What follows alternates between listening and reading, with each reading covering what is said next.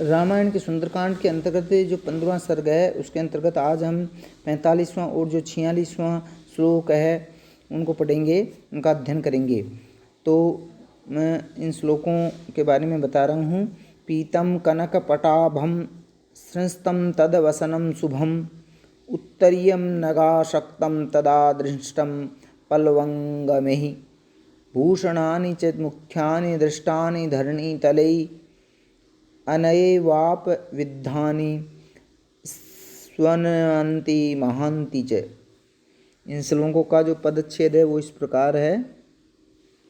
पीतम कनक पट्टाभम स्रस्तम तदवसनम शुभम उत्तरीयम नग आसक्तम तदा दृष्टम पल्वंगमेहि भूषणानि च मुख्यानि दृष्टानि धरणीतले अनया एव अपविद्धानि संवनन्ति महान्ति च।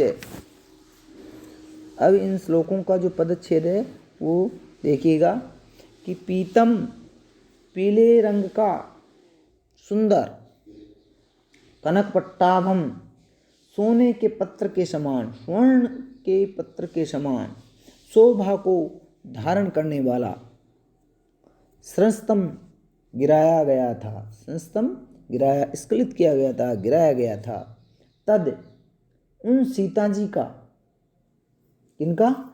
सीता जी का, वस्त्रम अंग वस्त्र, जो वस्त्र है वो गिराया गया था, शुभम मांगलिक, उत्तरीयम शरीर के ऊपरी भाग पर धारण करने वाला, उत्तरीयम शरीर के ऊपरी भाग पर धारण करने वाला, नग आसक्तम, नग पर्वत, आसक्तम पर्वत की चोटी पर, तदा उस समय रावण के द्वारा हरण किए जाने पर दृष्टम देखा गया था, पल्वंगमेहि ही वानर वीरों के द्वारा, पल्वंगमेहि ही जो वानर थे उनके द्वारा, भूषणानि च और बहुत सारे आभूषण अलंकार, मुख्यानि प्रमुख प्रमुख,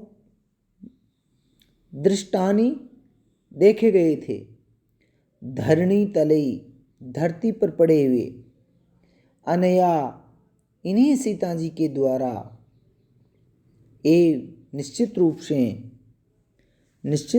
रूप से अपविद्धानि खोल कर गिराए गए थे, स्नवंती मधुरता पूर्वक बजने वाले, महांति च और महद रूपेण उत्तमोत्तम और बहुमूल्य, वो जो बहुत ही क्या थे, बहुमूल्य थे और मधुरता पूर्वक क्या है वो आवाज़ करने वाले थे।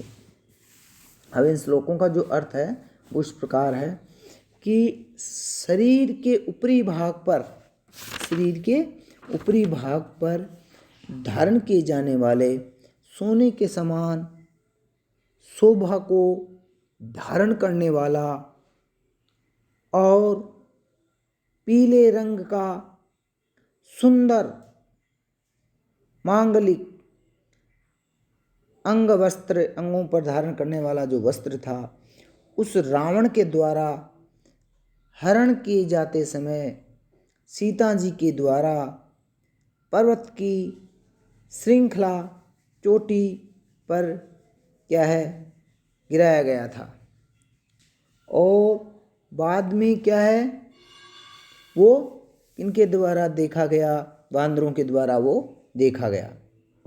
वानर वीरों के द्वारा बाद में खोजते समय धरती पर गिरे हुए, क्या है, धरती पर गिरे हुए, स्रस्तम गिरे हुए प्रमुख बहुत सारे जो आभूषण देखे गए थे, अलंकार देखे गए थे, जो सीता जी ने धारण कर रखे थे, जो मधुर ध्वनि क्या है उत्पन्न करते थे और वास्तव में उत्तमोत्तम, बहुत ही उत्तम थे और बहुत बहुमूल्य थे। वे सारे आभूषण भी इन्हीं सीता जी के द्वारा निश्चित रूप से गिराए गए थे। अब इन श्लोकों की जो हिंदी व्याख्या है वो इस प्रकार है। प्रस्तुत श्लोक में भी क्या है, श्री हनुमान जी हैं वो पुरानी बातों और घटनाओं को स्मरण करके वर्तमान कालीन जो सीता जी के साथ उनका साम्य समानता बैठाकर विचार कर रहे हैं। सीता जी क्या है, जो जिस प्रकार राम ने सीता जी का वर्णन किया था, तो उन वर्णन से वर्तमान कालीन जो क्या है नारी है, स्त्री बैठी हुई है, उनसे साम्य बैठा रहे हैं, उनसे समानता कर रहे हैं कि जैसा श्री रामचंद्र जी ने बताया था वैसी ही ये सीता जी हैं, तो ये निश्चित रूप से नारी है, तो ये निश्चित रूप से सीता जी ही होगी। रावण के द्वारा हरण किए जाते समय सीता जी ने अपनी प्रत्युन्नमति का जो शीघ्र उत्पन्न होती है का प्रयोग करते हुए अपने द्वारा धारित कुछ वस्त्र और आभूषण एक एक करके धरती पर इस आशय से गिराए थे सीता जी ने उन आभूषणों को, कि बाद में उन वस्तुओं के आधार पर, उन आभूषणों के आधार पर श्री राम जी और लक्ष्मण जी उनका पता लगाने में सफल हो सकेंगे। शरीर के ऊपरी भाग पर उत्तरीय के रूप में धारण किया जाने वाला पीले रंग का वह अंग वस्त्र सबसे पहले गिराया, जो सोने के पत्र के समान सुंदर और चमकीला था। वह पीत वस्त्र एक पर्वत की चोटी पर आकर गिरा, जिसे बाद में खोज करते समय जो वानर थे उनके द्वारा देखा और पहचाना गया। इसी प्रकार से सीता जी के द्वारा जो मधुर मधुर आवाज़ उत्पन्न करने वाले उत्तमोत्तम रूप से बनाए हुए तथा बहुमूल्य आभूषण भी क्रमशः गिराए गए थे, और ये सभी आभूषण भी बाद में वानर वीरों की द्वारा जंगल में एक एक कर प्राप्त किए गए थे। अब इन श्लोकों के अंतर्गत जो व्याकरणात्मक दृष्टि से विशेष है वो मैं बता रहा हूँ कि इसके संस्तम जो शब्द है इन श्लोकों के अंतर्गत, कि संस्तम कहाँ पे है, ये पीतम कनकपट्टाभम सृस्तम, तो सृस्तम शब्द कैसे बना है, इसका अर्थ है गिराया जाना। और इससे परे भूतकाल की विवक्षा में क्या है, संस जो धातु है उनसे क्या कतः प्रत्यय बनने पर संस्तम नपुंसक लिंग के अंतर्गत संस्तम बनता है।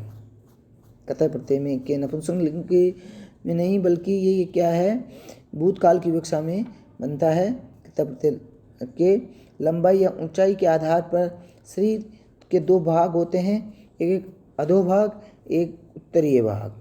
तो ऊपर का आधा भाग उत्तर और नीचे का आधा भाग अधः कहलाता है। ऊपर के भाग पर पहना जाने वाला जो वस्त्र है उसको उत्तरीय कहते हैं, और नीचे के भाग पर पहना जाने वाला जो वस्त्र है उसको अधोवस्त्र कहते हैं। अब क्या है, आसक्तम, आ उपसर्ग है इसके अंतर्गत, और सज धातु है। सज धातु से क्या है कतः प्रत्यय लगाया गया है, और नपुंसक लिंग प्रथमा विभक्ति एक वचन का रूप है। आ उपसर्ग पूर्वक सज धातु कतः प्रत्यय नपुंसक लिंग प्रथमा विभक्ति एक वचन। दृश्य दर्शनीय धातु से कतः प्रत्यय करने पर दृष्टम पद बनता है।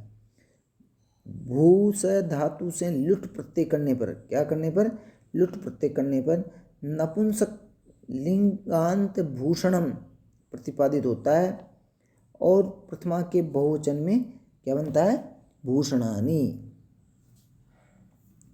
ध्री धातु से धरणी या धरती शब्द की उत्पत्ति होती है। वर्तमान में विद्यमान ठोस द्रव्य आदि सभी पदार्थों को धरणी ही धारण करती है, तो इसलिए उसको धरती कहा गया है। इदम शब्द से क्या है, स्त्रीलिंग में तृतीया के एक वचन में अनया रूप बनता है। क्या बनता है, अनया रूप। उपविधानी ये कैसे बनाया है? उपसर्ग है और प्रथमा विभक्ति बहुवचन का रूप है। स्नवंती पद में स्वन धातु है। क्या है? स्वन धातु है, जो मधुर मधुर आवाज़ की क्या है? द्योतक है।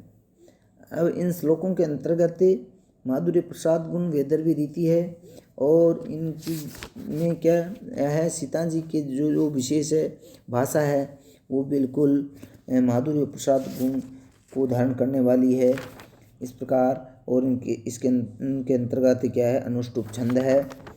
तो थैंक यू, धन्यवाद।